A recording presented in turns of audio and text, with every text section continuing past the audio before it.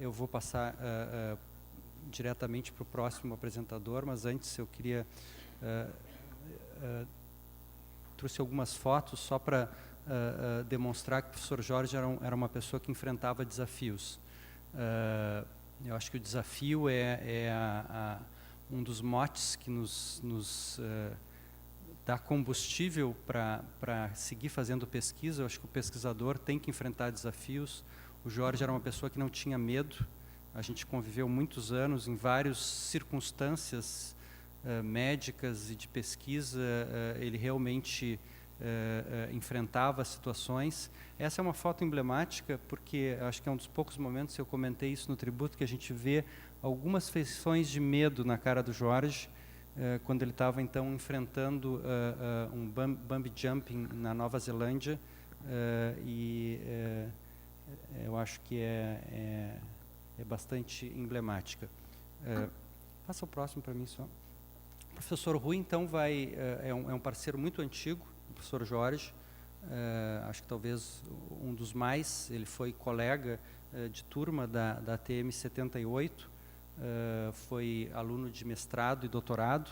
Eles têm 14 artigos publicados em conjunto. Agora, o professor Rui é professor da Faculdade de Medicina e diretor do laboratório não invasivo do Serviço de Cardiologia. E eu acho que ele vai falar bastante sobre um dos grandes desafios. Isso fez parte muito intensa da vida do professor Jorge durante muitos anos, que foi a linha de pesquisa de variabilidade da frequência cardíaca e o aspecto aqui inovador de criar um novo método para avaliar a variabilidade da frequência cardíaca, que é o mapa de retorno tridimensional. Eu, particularmente, passei vários anos tentando entender o mapa de retorno tridimensional. Em alguns momentos eu achei que eu entendi, mas eu vou esperar os próximos 20 minutos, que eu vou pedir para o Rui falar em 20 minutos, para ver se eu realmente entendi ou não o mapa de retorno tridimensional. Professor Rui. Obrigado, Rui. Bom dia a todos. Obrigado por nunca ter entendido nada que eu fiz, mas não tem problema nenhum. Hoje é uma situação bem diferente para mim.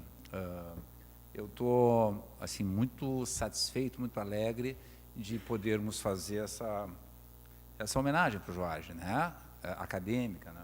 E eu optei por contar um pouco da história, né? Ele falou muito bem. Eu tenho 40 anos, tive 40 anos de convivência com o Jorge, né? E me dei conta que eu estou muito velho, porque eu não tenho uma foto do Jorge, eu não sou do tempo do Facebook. Eu estava olhando com a Carize, cheio de fotos, mas como eu não tenho nenhuma foto no meu computador? Talvez eu seja desleixado, mas não é. Naquele tempo, antigamente, a gente não ficava batendo foto toda hora e não se guardava as fotos. Eu fiquei bem frustrado, não tem nenhuma foto do Jorge aqui. Mas certamente pretendo dar uma foto de quem era, como é que as coisas funcionavam com o Jorge, né? E começou assim. Vocês viram naquela época que não tinha muita publicação ali, né? 90 e poucos, por aí. E eu comecei a fazer o mestrado em 91, eu não me lembro bem as datas, mas naquela ocasião o hospital comprou o primeiro primeiro analisador de Holter. Era estado da arte no momento, era um Delmar Avionics, aquilo ali custou $150 mil, ninguém sabia operar, deram para mim, vai, mexe nesse troço aí. E eu morri trabalhando para conseguir mexer naquele sistema sem nenhuma orientação, e dentro daquele sistema tinha um lugar que dizia assim, pacote de variabilidade da frequência cardíaca, Heart Rate Variability. Bom, o que é isso? Para que serve esse troço? Chamei o Jorge, Jorge, tem esse negócio aí de variabilidade? Não sei o que é isso. Aí ele olhou e vimos que tinha análise espectral da frequência cardíaca. Isso aí eu já ouvi falar em Boston. O Richard Cohen, que era um fellow lá da Harvard, do Brigham, junto com o Jorge, ele vinha do MIT, ele até hoje é do MIT, é um cara com extrema penetração internacional na área tecnológica, e ele usava aquilo. Isso é sistema nervoso autônomo que eles viam. Ele só sabia isso, que a análise espectral era sistema nervoso autônomo. E aí disse, tu tem que estudar isso aí. Tá bem. Era sempre assim, eu olhava o negócio, vai por aqui. E eu fui, né? Então, para a gente começar a falar a mesma língua, se nós pegarmos de novo, o pointer é o que dá da frente, né? Esse aqui é o do meio. Ok. Nós pegarmos uma sequência de batimentos cardíacos, né? Do primeiro ao 36º, está aqui demonstrado, né? E olharmos, parece que o coração é uma maquininha, né? Um relógio, né? Como se ele fosse super regular. se nós fizermos a seguinte apresentação desses intervalos de RR, pegarmos a duração de cada intervalo RR, né, botarmos aqui no Y e no X, por exemplo, primeiro, segundo, terceiro até o 36º, vamos ficar surpresos que um coração normal tem uma grande variabilidade da frequência cardíaca batimento a batimento. Isso é saúde. E se nós administrarmos atropina e fizermos um bloqueio do vago, retiramos o vago, a variabilidade reduz de forma drástica. E isso, naquela ocasião, isso é um trabalho estou citando um trabalho da Carise, que eu não vou ter oportunidade de apresentar, mas naquela época, aqui, 1987, saiu a primeira publicação de peso sobre a repercussão, o significado clínico da variabilidade da frequência cardíaca, aqui demonstrada pelo SDNN, que é Standard Deviation of Normal RR Intervals, o desvio padrão dos intervalos RR normais. Tá? E esse camarada aqui, o Kleiger, ele mostrou o seguinte, que pacientes pós-infarto do miocárdio, que tinham a variabilidade de todas as 24 horas, né, pega todos os intervalos RR, soma e tira e faz o desvio padrão deles. Tá? Os que tinham menos que 50 milissegundos apresentavam mortalidade maior, quem tinha de 50 a 100 tinha menor, e que era acima de 100 milissegundos de desvio padrão, morriam menos no primeiro ano pós-infarto do miocárdio. E isto era independente de fração de ejeção. Vemos em vermelho, verde e amarelo os níveis crescentes de fração de ejeção, e assim mesmo eles faleciam mais, morriam mais, quando tinham variabilidade da frequência cardíaca reduzida. Isso foi um boom, quer dizer, houve uma grande repercussão disso, e em muitos cenários clínicos foi estudada a variabilidade da frequência cardíaca como sendo um marcador de modulação vagal. Né? O vago protege, o simpático compromete. Então, pós-infarto, pacientes com insuficiência cardíaca, diabetes, morte súbita e mais uma enormidade de coisas. Nós estudamos doença de Chagas, estudamos muitas coisas nessa área. Bem, nesse momento, os índices que eram utilizados para avaliar a variabilidade da frequência cardíaca nada mais eram do que índices que calculavam a dispersão em torno da média. Né? Era o desvio padrão dos intervalos de RR, aí um outro sofisticava um pouquinho, era a média do desvio padrão calculado de 5 em 5 minutos, ou então a raiz quadrada da média das diferenças sucessivas elevadas ao quadrado, o percentual de batimentos, de diferença entre dois batimentos que excede a 50 milissegundos, e aí vai. Tá? Esses índices eram chamados de índices de domínio do tempo. Eles basicamente trabalhavam com dispersão em torno da média. E tinha um outro índice que era a análise espectral da frequência cardíaca, que eu confesso, eu li 30 trabalhos e não consegui entender o que era a análise espectral, isso há 20 anos atrás. Né? Aí o Elton Ferlin, engenheiro eletrônico e físico aqui do hospital, ele sentou comigo e me explicou tintim por tintim, e eu passei a ser, acho que o primeiro cardiologista na América do Sul que entendeu isso, né, que teve alguém para explicar, e isso me projetou bastante naquela época. Né. E aí, a análise espectral mostra, se nós olharmos uma série temporal, ela varia rapidamente, ó, esse serrilhado aqui, e tem uma flutuação bem lenta, que vocês veem. Né. Então, dá para dizer que ela varia em frequências diferentes. E a análise espectral faz isso, ela decompõe essas diversas oscilações, as rápidas, as lentas, e quantifica em hertz, aqui, ó, de 0 a 0,05 hertz. Né? Então, as oscilações que acontecem 11 vezes por hora são consideradas de muito baixa frequência, que ocorrem 6 vezes por minuto são de baixa frequência, e a partir de 12 vezes por minuto, aqui demonstrado 14 ciclos por minuto, seria de alta frequência. O que interessava nisso, naquele momento, que se sabe, é que existe um substrato fisiológico por trás dessas flutuações. E se sabe que as alterações de baixa frequência e de ultra baixa frequência são comandadas pelas flutuações do sistema renina-angiotensina, termorregulação e função endotelial. Baixa frequência tem uma modulação em parte vagal e em parte simpática. A alta frequência é fundamentalmente simpática, que depende do efeito da respiração sobre a flutuação da frequência cardíaca. Isso aqui, baixa alta frequência, é uma razão que tenta mostrar o equilíbrio símpato-vagal.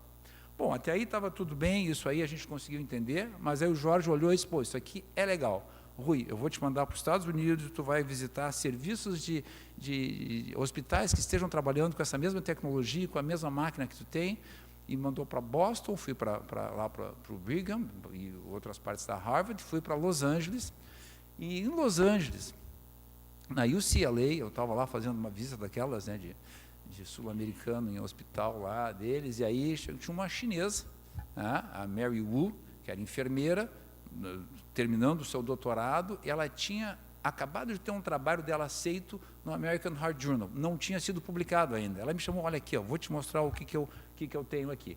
Isso aqui é o mapa de Poincaré, ela chamava de mapa de Poincaré, depois eu briguei muito que o Poincaré nunca criou isso. Poincaré é um físico belga, se não me engano, mas que ele nunca criou isso, mas eles chamavam de mapa de Poincaré. Nós passamos, isso são return maps, são mapas de retorno, tá? E como é que era construído o mapa de retorno da Mary Wu? Era assim, pegava todos os batimentos das 24 horas, todos os intervalos RR, e plotava no X aqui o primeiro intervalo RR versus o segundo intervalo RR. O segundo versus o terceiro versus o quarto, e assim pelas 24 horas do dia, tá? O que é 100 mil pontos são plotados ali. E o que ela observou? Aqui são exemplos de quatro indivíduos saudáveis, e todos no estudo dela que eram saudáveis, apresentavam esse formato de cometa. Todos. Se o camarada era saudável, ele tinha esse formato de cometa. O pulo do gato é que, quando eles avaliaram pacientes com insuficiência cardíaca grave, né, nenhum deles tinha formato de cometa. Tinha formato de torpedo, de hélice, de ventilador, mas não tinha formato de cometa. E essas formas que eles observaram, a análise subjetiva dessas formas, mostrava que os indivíduos que não tinham formato de cometa tinham um pior prognóstico, eles morriam mais. E esse trabalho foi aceito e teve bastante repercussão. Eu trouxe isso para cá, mostrei, Jorge, uma mulher lá me mostrou esse troço aqui, eu não tenho a menor ideia, mas mostrou a diferença, interessante e tal, expliquei como é que era, disse, muito bacana, tu tem que quantificar isso aí. Ah, é? Tá bem, então vamos quantificar, né? Aí, reunidos com o Elton Fermin, o físico, fomos lá quebrar a cabeça, muito mais o Elton do que eu, fomos pensando em como poderíamos buscar outras informações e quantificar, ter um índice disso aí. E aí, esse método da Mary Wu, esse mapa de retorno, chamado mapa de Poincaré, ele é um método que usa dinâmica não linear, é baseado na teoria do caos, tá? Dos sistemas dinâmicos não lineares. E aí, o questionamento era o seguinte: a variabilidade da frequência cardíaca, ela depende de uma série de feedbacks positivos e negativos, retroalimentação positiva e negativa, né? Entra aí o nó sinusal, os barorreceptores, os quimiorreceptores, fatores humorais e o sistema nervoso central como um todo. Isso tudo misturado, sai aquelas variações do coração, batimento a batimento. Provavelmente tinha informação escondida dentro desses dados que nós estávamos analisando. E a ideia de usar métodos baseados no domínio do tempo ou no domínio da frequência, esses métodos, eles tinham como pressuposto que o sistema a ser analisado tinha que ser linear, comportamento linear, deveria ser séries temporais estacionárias, não podia estar variando a toda hora para poder submeter a esses métodos, e teriam que ter um padrão que tendesse ao equilíbrio. A variabilidade da frequência cardíaca não é absolutamente nada disso. Ela tem um comportamento não linear, ela é não estacionária, vocês viram que varia muito, e não tende ao equilíbrio.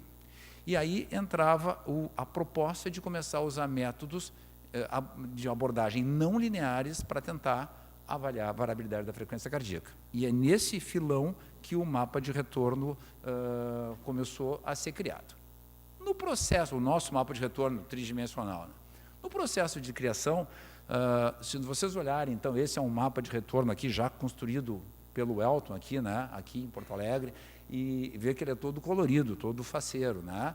Mas o que é essa tentativa? Nós estamos, o Elton plotou isso aí para demonstrar para as pessoas como cada cor dessas representa um grau de sobreposição de pontos, né? O que se vê aí é uma grande quantidade de sobreposição de pontos. A hora que muda a cor é porque tem uma outra contagem, tem mais, tem vamos dizer, tem 5 sobreposições, tem 10, tem 20, e gerou esse confete aí.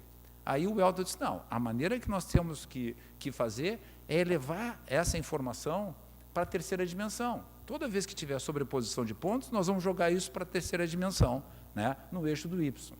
E o Elton sugeriu o seguinte, nós vamos plotar o primeiro intervalo RR da série temporal versus a diferença entre o primeiro e o segundo intervalo. Nós estamos estudando variabilidade um em relação ao outro. Então, vamos plotar RR versus a diferença entre um e o próximo. E aí começou. Primeiro intervalo RR versus a diferença entre o primeiro e o segundo versus o segundo e o terceiro, e assim sucessivamente pelas 24 horas do dia. E gera essas imagens, essas montanhas, né? E que se nós observarmos, aqui são frequências cardíacas mais altas, aqui frequências cardíacas mais baixas, ou RRs mais curtos e RRs mais longos, ocorre uma maior concentração de pontos no período que a pessoa está com frequências cardíacas mais altas, o que é óbvio, vai ter mais pontos para haver sobreposição. E aqui, certamente, é o período da noite, onde a pessoa está repousando e a frequência cardíaca está mais lenta. Então, no processo de gerar quantificação dessas imagens, o primeiro foi a inclinação do pico de concentração de pontos, a maior inclinação da montanha ali. O ângulo, esse ângulo de inclinação, na verdade, é o inverso dessa inclinação, e nós chamamos esse índice de P1. Tá? Depois, cortamos essa imagem tridimensional em 10 curvas de nível, que foram jogadas uma sobre a outra, e aí temos essa imagem do interior dessa distribuição, né? E aí medimos o maior eixo longitudinal, que foi chamado de P2, o maior eixo transversal, que foi chamado de P3, e aí nós criamos um índice MN, que é o produto de P1, P2, P3 e uma constante 10 a menos 3 para não deixar o número grande demais, senão ele seria um produto que geraria um número muito grande. E MN foi escolhido esse nome, essas letras, de forma muito científica, é Magic Number, né? Isso aí é o Magic Number, e virou MN, uma criação nossa do Elton, o Elton botou como Magic Number, foi legal. Tá? Bem, aí o Jorge disse assim, muito bem, nós temos o método, legal, bacana, agora nós temos que saber se esse método, e aí ele me fez percorrer todo o processo de validação de um método. Ele quer detectar disfunção autonômica, modulação autonômica, temos que ter um modelo para ver se ele detecta ou não diferentes níveis de modulação autonômica. Aí, como a endocrinologia do hospital tinha o paciente certo, né, que eram os pacientes diabéticos com neuropatia autonômica, né, que sabidamente tem uma grande disfunção autonômica, nós escolhemos esse modelo, esse tipo de paciente, então, diabetes mellitus tipo 2, usamos o padrão ouro da época, e que, vou lhe contar, ainda é um pouco padrão ouro até hoje, que é os índices, os testes cardiovasculares padronizados por Ewing, né, e separamos 10 indivíduos com neuropatia autonômica definitiva, eles tinham 12 que não tinham neuropatia autonômica e 12 indivíduos saudáveis. Eles fizeram um holter de 24 horas e foram avaliados os métodos tradicionais no domínio do tempo e o nosso mapa de retorno tridimensional. Se nós olharmos as características da amostra, eles eram pacientes que tinham uma faixa etária mais alta, 60 anos, os 3 grupos não variavam nada em relação à faixa etária, em relação a sexo, pressão arterial sistólica, diastólica, índice de massa corpórea, os níveis de glicose, obviamente esses aqui tinham mais, os com neuropatia autonômica, os saudáveis não tinham, hemoglobina glicada e frutosamina. Então, era um grupo relativamente homogêneo. E aí nós fomos olhar o que os nossos métodos conseguiam mostrar, né, em relação aos 3 grupos, diabéticos com neuropatia, diabéticos sem neuropatia e os controles. E aqui, média dos intervalos de RR, frequência cardíaca. Né? Frequência cardíaca não era capaz de separar os 3 grupos, o SDNN, que todo mundo usava em pacientes pós-infarto, não conseguia separar os 3 grupos, o SDNI, que é um outro, também não conseguia, e a raiz quadrada da média das diferenças sucessivas conseguiu separar os indivíduos saudáveis dos indivíduos com neuropatia autonômica e dos diabéticos com e sem neuropatia autonômica. Mas os diabéticos e os controles, os diabéticos sem neuropatia e os controles, ele não conseguiu detectar diferenças. Muito bem. E aí nós vamos ver o que o mapa de retorno nos ofereceu. Ficamos bastante satisfeitos, porque o P1, aquela nossa inclinação da montanha lá, separou os 3 grupos com a maior facilidade. Tá? O P2 conseguiu separar os diabéticos entre si, mas não conseguiu separar os diabéticos sem neuropatia dos controles. O P3, diferente, né? Também um grupo ficava fora, e o MN, como era de esperar, como ele era o produto dos 3 índices, ele também teve um desempenho bom e separou os 3 grupos. Nós, puxa vida, o método consegue detectar disfunção autonômica. Neste momento, para vocês terem uma ideia, neste momento, tá? Um momentinho aqui que eu acho que eu fiz foi que eu fiz? Ah, está aqui.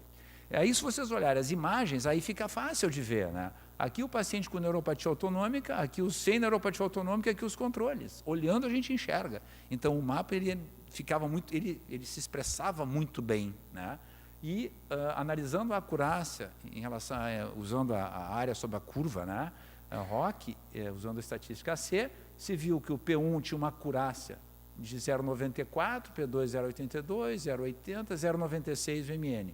Os índices do domínio do tempo, 0,90 para a raiz quadrada média, 0,78, 0,76.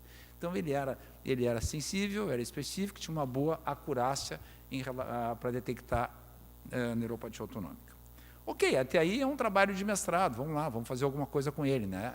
Foi uma parte do mestrado, depois eu fiz doutorado nessa área. Só que, vocês lembram, naquela época, nenhum trabalho clínico da cardiologia do Rio Grande do Sul havia sido aceito em nenhum congresso americano. Esse foi o primeiro trabalho enviado para o congresso, foi para o American Heart, né? Ele foi aceito para apresentação no American Heart. O Jorge, depois de toda aquela sua trajetória em Boston, nenhum trabalho produzido aqui tinha conseguido isso. Então, imagine a satisfação do Jorge naquele momento. Eu não sabia bem o peso do que era, mas ele estava extremamente contente, foi um orgulho muito grande para todos nós. Fomos apresentar o trabalho lá. Veja, o mapa ainda não era como vocês viram, esse era o mapa inicial. Para vocês terem uma ideia, para construir cada mapa deles naquela época, o computador que a gente tinha, sei eu, 125K de RAM, levava 30 minutos para gerar cada mapa. Cada mapa. Dava um problema na metade, tu levava mais meia hora para fazer de novo. Então, assim, foi um trabalho insano. Rodar. Hoje a gente faz em pouquíssimos, um segundo, nem um segundo. Clica e está pronto com os nossos computadores atuais. Mas foi um negócio que demandou um bocado de tempo. Mas aí, o Jorge disse, não vamos publicar ainda. É por isso que naquela época ele não publicou nada. Ele dizia, não vamos publicar, vamos fazer mais coisa. Eu já estava louco para publicar, né? Não, nós temos que fazer a reprodutibilidade do método. Para saber se esse método vale alguma coisa, tem que ter reprodutibilidade. Aí fomos lá, pegamos novos pacientes e fizemos Holter por 2 dias consecutivos, né? Então, teve lá pacientes com neuropatia autonômica, indivíduos controles, e fizemos por 48 horas para analisar, então, a reprodutibilidade usando o coeficiente de correlação intraclasse. Aí vimos que o P1 tinha 0,81 de coeficiente de correlação, 0,78 para o P2, 0,60 para o P3, 0,82 para o MN. Aí os índices no domínio do tempo foram um pouquinho melhor, 0,90, 0,90 e 0,81. Mas mostrando que, sim, ele tem uma reprodutibilidade razoável. Aí fomos correlacionar com os índices que já existiam, né? Então, isso aqui é a correlação do mapa de retorno com o SDANN, o SDNN raiz quadrada da média. O que nós observamos? O que mais nos chamou a atenção foi que o índice P1, esse que era a montanha, a inclinação da montanha, não se correlacionava com nenhum dos outros índices conhecidos. Os demais índices do mapa de retorno ou se correlacionavam com um índice ou com outro, todos se correlacionavam de alguma forma. O P1 não se correlacionava com nada. Mas lembrem-se, ele tinha uma boa acurácia. Ele foi o que melhor conseguiu separar as imagens, os 3 grupos. Então aqui, né, dizia o Jorge, aqui nós temos alguma informação nova, que os outros métodos não estão mostrando. Aqui talvez seja a informação oculta, né, e não sabíamos bem que informação era essa, mas então fomos adiante. Bom, agora nós temos que determinar qual é a representação autonômica do método, né, e para isso nós temos que fazer um estudo com bloqueio autonômico. Então, naquele momento, a Carise estava fazendo sua dissertação de mestrado, né, também usando índices da variabilidade da frequência cardíaca. Ela avaliou, nesse mesmo protocolo, qual era a representação autonômica dos índices do domínio do tempo, que todo mundo usava na literatura, mas ninguém realmente tinha feito um estudo com essas características. E aí, o protocolo que nós estávamos usando era o seguinte, indivíduos controles, né, 6 indivíduos controles, e tinha que ser o sobrinho, não sei o que, para topar fazer o exame, tinha que ser, vocês vão entender por quê, né? Eles ficavam 40 minutos em repouso e depois faziam 20 minutos de exercício em ciclo ergômetro a 75% da frequência cardíaca máxima, que sabidamente é uma intensidade que estimula o simpático. Então, eles tinham um período de predominância vagal, um período de predominância simpática, nós juntamos os 2 períodos para, então, analisar o mapa de retorno tridimensional, mas com uma característica.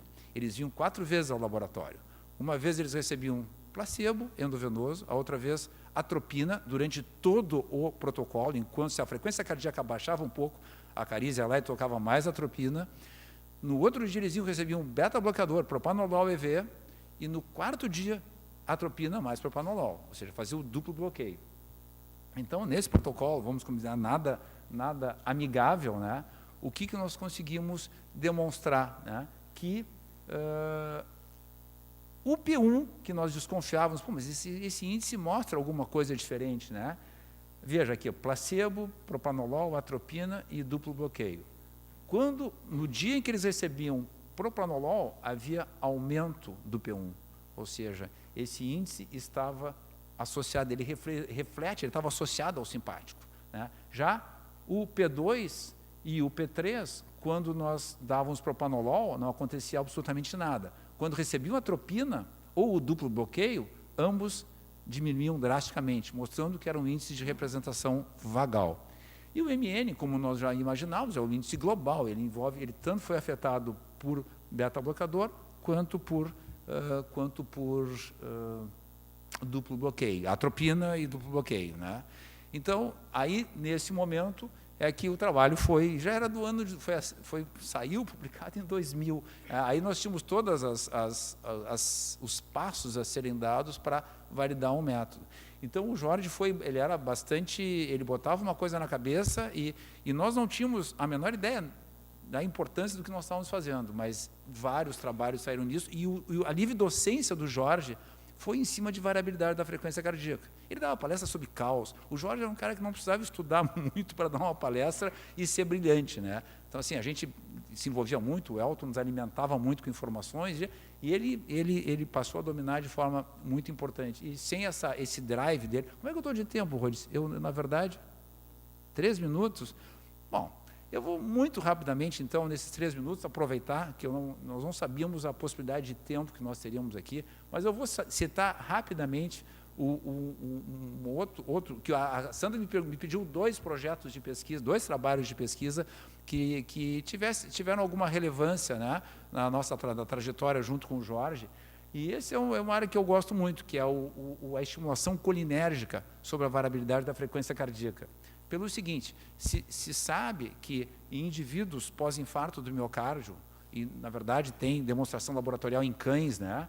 Cães que tiveram infarto e permaneceram com variabilidade da frequência cardíaca boa, se ele for submetido a estresse simpático intenso, né, com isquemia junto, ele faz fibrilação ventricular. Os cães que, depois do infarto, conseguem sair com uma variabilidade da frequência, variabilidade baixa, todos eles fazem fibrilação ventricular. Esse é um estudo que tinha, vários estudos fizeram isso aí. Se tentou estimular o vago usando uma droga que pudesse melhorar essa modulação vagal e aí o cara não morrer. Tá? E os estudos eram feitos com escopolamina, que conseguia melhorar a estimulação vagal, conseguia melhorar a variabilidade da frequência cardíaca, mas não conseguia prevenir morte súbita, fibrilação ventricular. E não era dose dependente. Parceiro do Jorge de muitos anos, também meu amigo Antônio Cláudio Nobre, que é lá da Universidade Federal Fluminense, vinha estudando a piridostigmina, que é uma droga, ele é um bloqueador da acetilcolinesterase e faz com que a acetilcolina fique mais tempo na placa sináptica, então aumentando o efeito vagal. E é uma droga que é bem tolerada, é dose dependente e foi usada muito na Guerra do Golfo para prevenir contra intoxicação por gás sarin, mas quase nada tinha sobre a parte cardiovascular. Então, nós tínhamos demonstrado, junto com o Antônio Cláudio, usando o mapa de retorno tridimensional, que indivíduos aqui à esquerda, indivíduos saudáveis, jovens, né, usando placebo e usando a piridostigmina. Vejam que ocorre um aumento das imagens, e isso foi numericamente comprovado, né? Então, ele melhora em indivíduos saudáveis, melhora em pacientes com cardiopatia isquêmica. E aí a ideia foi ver qual o desempenho dessa droga na insuficiência cardíaca. Foi a dissertação de mestrado da Alice Belling. E foi pego um grupo de pacientes com insuficiência cardíaca, classe funcional entre 1 e 3, fração de ejeção baixa. Eles foi um estudo cruzado e foram randomizados, então, para placebo ou para piridostigmina. Recebiam 3 dias de piridostigmina ou recebiam placebo. E era realizado o Holter nesses pacientes. Tá? E aí nós separamos os pacientes em 2 grupos. Um grupo que tinha muita arritmia ventricular, que não nos permitia fazer análise da variabilidade da frequência cardíaca, uma limitação do método, e outros, os indivíduos que não tinham arritmia cardíaca e que nos permitiu avaliar a variabilidade da frequência cardíaca. Os pacientes os dois grupos eram bastante homogêneos em relação à idade, sexo, classe funcional, etiologia. Eles usavam todas as drogas, né? Bota mais uma droga em cima do pacote de insuficiência cardíaca. As drogas não foram retiradas. Analisando o efeito cardiovascular da droga pré e pós, né? Então, com placebo e com pedido, não apresentaram nenhuma diferença nas variáveis ecocardiográficas, seja de função ventricular, como função diastólica e tudo mais, ou seja, a droga não afetava esses parâmetros ecocardiográficos.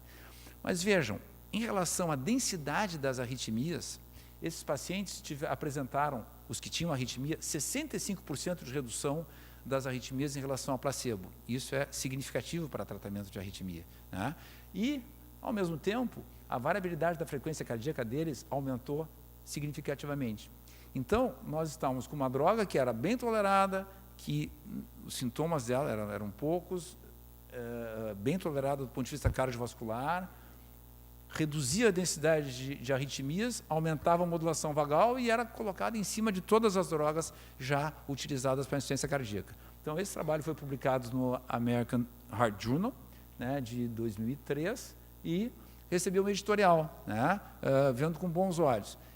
O ensaio clínico randomizado dessa droga de longo prazo, né, ainda não saiu, mas é algo que nós não perdemos a esperança, nós continuamos investigando. Então, o Jorge também, esse é um dos trabalhos que o Jorge... São coisas, vocês veem, o Jorge sempre prestigiou assim, vontade de trabalhar e criatividade. Ele olhava uma coisa que era diferente e disse, pá, gostei, vai atrás. Ele nunca dizia assim, isso é meio estranho, ninguém está fazendo isso aí, não vai por esse caminho. Não, ele disse, não, vamos por esse caminho que aonde ninguém está publicando, nós brasileiros vamos ter mais espaço para publicar. E é assim que as coisas funcionavam. Gente, foi uma honra estar aqui e contar essa história. Muito obrigado.